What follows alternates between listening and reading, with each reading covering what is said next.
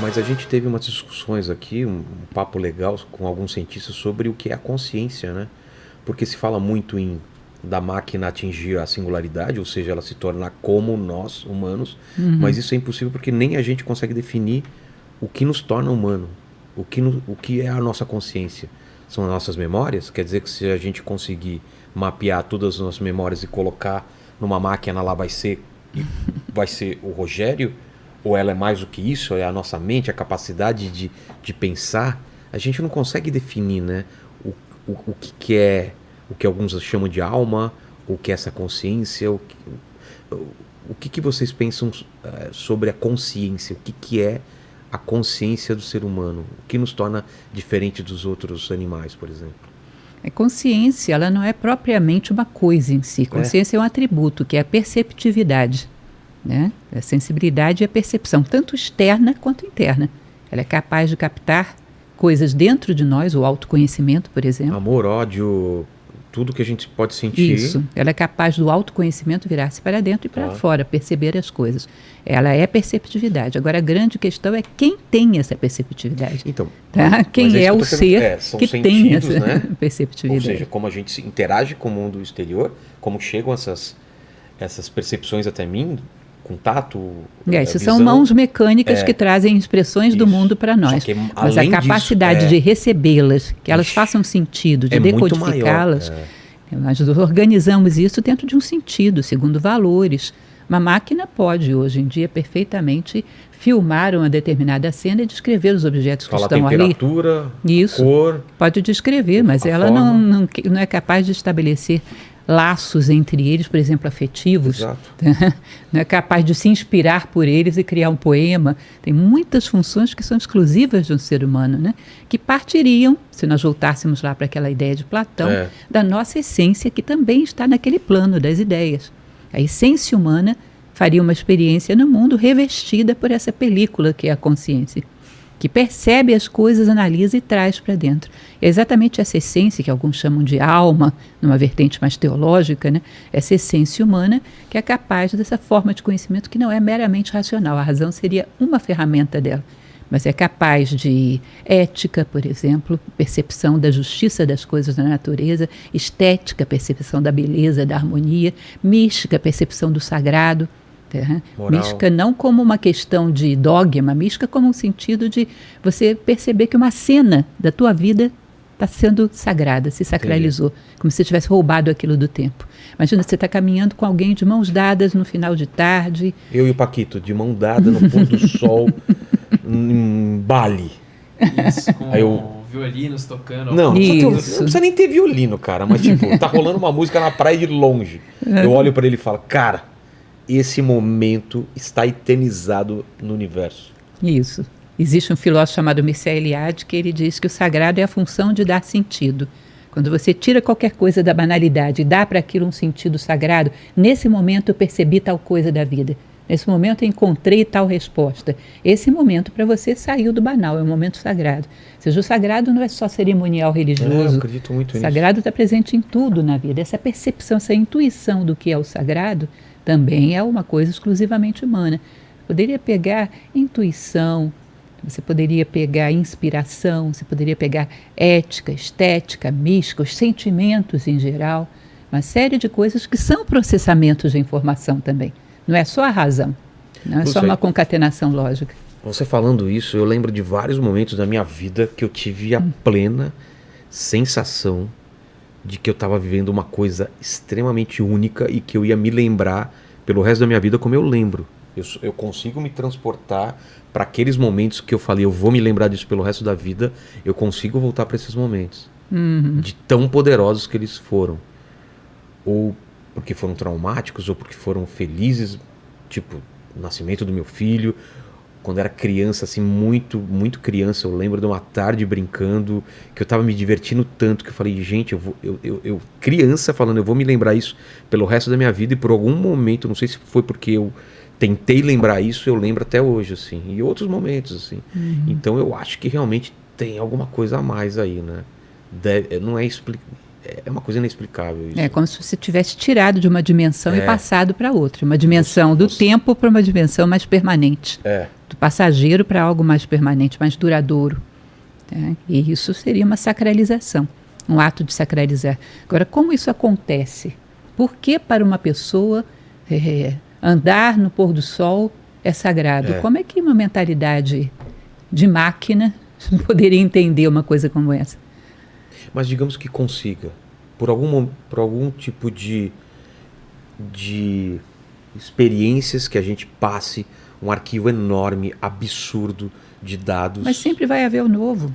Qualquer pessoa, num determinado momento, vai olhar para o chão, pegar aquela pedra e dizer, vou levar essa pedra comigo porque ela significa um momento onde eu tive tal ideia. Que ela representa o momento em que descobri tal coisa. Como é que vai descobrir isso? Isso pode acontecer de maneiras totalmente... Ele pode catalogar os que já tiveram essa experiência, mas descobrir quando ela vai acontecer ou gerar essa experiência, como? Porque é permanentemente criativa. Você está gerando... Muda, dependendo do tempo histórico, vai mudando também, né? O que é esse momento que a gente está falando, na Grécia era uma coisa, hoje é outra. Daqui a 20 anos pode ser outra, né? Pode haver influências culturais também. Mas às vezes são coisas totalmente inusitadas, que não tem como prever. Não tem como prever. Um pedregulho no meio do caminho se torna um objeto sagrado para alguém. Como é que você ia prever isso? Mas vocês, então, na nova Acrópole, vocês não tentam prever ou repetir movimentos do passado para tentar fazer com que as pessoas sigam aquilo? Vocês acham que a gente tem que primeiro conhecer quais são, do que a gente é feito, do que a gente pode fazer, para daí construir alguma coisa? Ou não, na verdade, nós não... receitas para depressão, por exemplo, para tristeza, porque tem muita linha também filosófica que diz que as coisas são como são, que a gente não pode dar um valor também para certas coisas. Não tem uma linha um pouco mais pessimista ou mais realista das coisas? Não, algumas vezes se diz que o estoicismo seria um pouco passivo em relação a ter que aceitar as coisas como são, embora não seja bem assim, na verdade. Mas pode ser lido assim às vezes, não é? Existe essa possibilidade, mas não, a filosofia pega qualquer fato da vida e tenta refletir sobre ele de uma maneira lógica e inteligente, encontrando uma ponte entre ideias e esse acontecimento. Ideias que possam, de alguma forma, justificar esse acontecimento. Não vou falar da depressão patológica, propriamente dita, porque aí já é uma questão médica, realmente. A melancolia, Mas a melancolia, por exemplo, a tristeza, muitas vezes você pode analisar como uma apatia pela falta de alternativas que a vida nos dá. Se você ou uma lembrança de um passado que não vai voltar, né? Uma saudade, né, do passado. Sobretudo essa questão de que a vida muitas vezes fecha as alternativas para nós. Uma vez foi feita uma pesquisa... Fecha demais, hein? Hein, Lúcia? E ô Paquito? Se você pudesse, você estaria aqui, trabalhando aqui? Fala a verdade, cara. Se a vida te desse todas as alternativas do mundo. Todos os limões do mundo. Nossa! Nossa, eu definitivamente não estava aqui. Eu estava em casa dormindo. Não, olha só, eu pensando em coisas muito... De todas as possibilidades do mundo, eu estaria em casa dormindo. Sério mesmo? Todas? Todas as possibilidades possíveis e imagináveis. Tá aí um cara que se satisfaz com pouco. Né? Mas isso não é bem esse tipo de alternativa que eu estou falando. Por exemplo, a felicidade. Fizeram uma pesquisa em vários lugares do mundo, perguntando para as pessoas o que era felicidade para elas. O resultado dessa pesquisa foi compilado e depois eles chegaram à conclusão que a felicidade para a maior parte dessas pessoas, dessa amostragem, era um padrão de consumo equivalente a um homem norte-americano mediano. Ou seja, ter esse padrão de consumo. Ter uma casa, ter um carro... Isso, não que elas tenham falado isso, mas é isso, basicamente. Né? Tá? Agora, se você pega um planeta como o nosso, já estamos nos 8 bilhões, e multiplica isso pelo padrão de consumo de um homem norte-americano mediano, não tem nem planeta que suporte isso. Então, você condena as pessoas a sonharem com uma felicidade que elas não vão alcançar. Então, logicamente, se elas não vão alcançar essa felicidade, tem que existir rotas de fugas para que elas se satisfaçam. Senão vem a frustração. Exato. Então, elas começam a fugir. Ou elas caem na melancolia, na tristeza, porque a vida começa a ficar sem sentido, ou elas começam a pegar rotas de fuga. Vícios de todos os tipos. desde os vícios mesmo de drogas, de bebida, até consumismo, até bisbilhotice, até todos os vícios humanos, né? Começa a se desenvolver vícios, todo tipo de novidade que surge rede social, eu sou viciado em rede social, vai surgir inteligência artificial, você viciada em chat GPT, ou seja, uma tendência é fugir da vida por todas as estradas possíveis. Por quê? Porque a vida é apática, a vida não tem sabor, a vida não tem gosto, e é doloroso essa falta de perspectiva. Tá? Então é uma evasão da vida, porque ela não oferece possibilidade de realização. Por quê? Porque eu busco uma realização que não é a humana propriamente dita. Se eu buscasse uma realização que dependesse apenas de mim, se eu buscasse uma realização que dependesse do meu crescimento como ser humano, isso estaria dentro do meu controle, como diriam os estoicos. E, portanto, a vida teria garra, teria gana, teria sabor, eu teria algo para construir. Exato. Tá? Mas como não depende de mim a chamada felicidade, a vida fica insípida.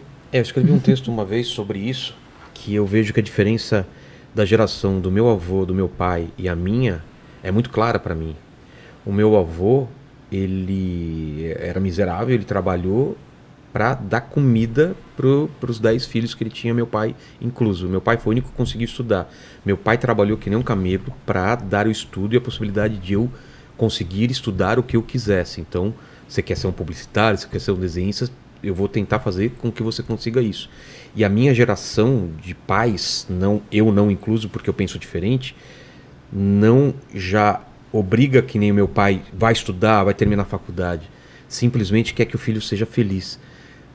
E isso é um peso absurdo no ombro de um filho quando você fala: filho, você não precisa fazer nada, eu só tô te dando o melhor para você ser feliz. E aí você coloca no ombro dos seus filhos uma coisa impossível, porque felicidade não é um lugar que você chega e fica, não é um objetivo que é tão fácil quanto se formar. Eu consigo me formar como publicitário, como advogado, como médico, mas você não acha que isso pode ser um problema dessa geração de pais e mães que colocam no ombro das crianças que você tem que ser feliz a qualquer custo, porque eu tô te dando tudo, tô te dando todas as condições que eu não tive e que os pais dos meus pais não tiveram para você ser feliz? Eu acho, inclusive, perigoso. Não é? Se você pegar, por exemplo, um raciocínio meio à la Kant, Kant dizia que o objetivo humano, propriamente dito, é o dever. Então, é o imperativo categórico, né? A felicidade humana, ela não pode ser o fim da nossa vida. Sabe por quê? Senão você vai querer ser feliz a qualquer preço. Exato. E tem preços que são caros demais. Já houve momentos na história, por exemplo, um Átila, rei dos Hunos, que se sentia feliz de jogar as crianças do inimigo em covil de lobos. Ou seja, a felicidade a qualquer preço é perigosa. Nós deveríamos buscar o nosso dever humano, e a felicidade humana vem como subproduto disso. O dever seria o propósito? Dever seria valores, virtudes, sabedoria. Ou seja, buscamos honrar o nosso papel como seres humanos no planeta, corresponder àquilo que a natureza espera de um ser humano. Tá? Quando buscamos esse dever humano, a felicidade humana vem como subproduto, que é aquela sensação do dever cumprido, a sensação de estar quites com céus e terra, o sono dos justos, ou seja, estar sabendo que você está caminhando como um ser humano caminha, cumprindo o seu papel no mundo. Tá? Então, esse dever com a condição humana te gera a felicidade humana. Querer ser feliz a qualquer preço pode cobrar preços caríssimos, pode cobrar a dignidade humana. É. E a depressão, e a tristeza e tudo mais, porque ou você chega na felicidade e vê que, pô, era isso, ser feliz, e não, ou tentar manter ela a qualquer custo, né? Com essa necessidade de likes, de dopamina, de recompensa. Chega a alegria, né? Felicidade é muito identificada com um estado de serenidade, estar quites com a vida. O que as pessoas chegam hoje é alegria, momentos de alegria. Momentos de alegria, evidentemente, não vão ser o tempo todo. Tá? A vida tem oscilações, o mundo é dual. Mas felicidade é diferente de um momento de euforia, de alegria. Felicidade tem a ver com serenidade e estar em paz consigo mesmo, sabendo que você está fazendo o que corresponde a um ser humano.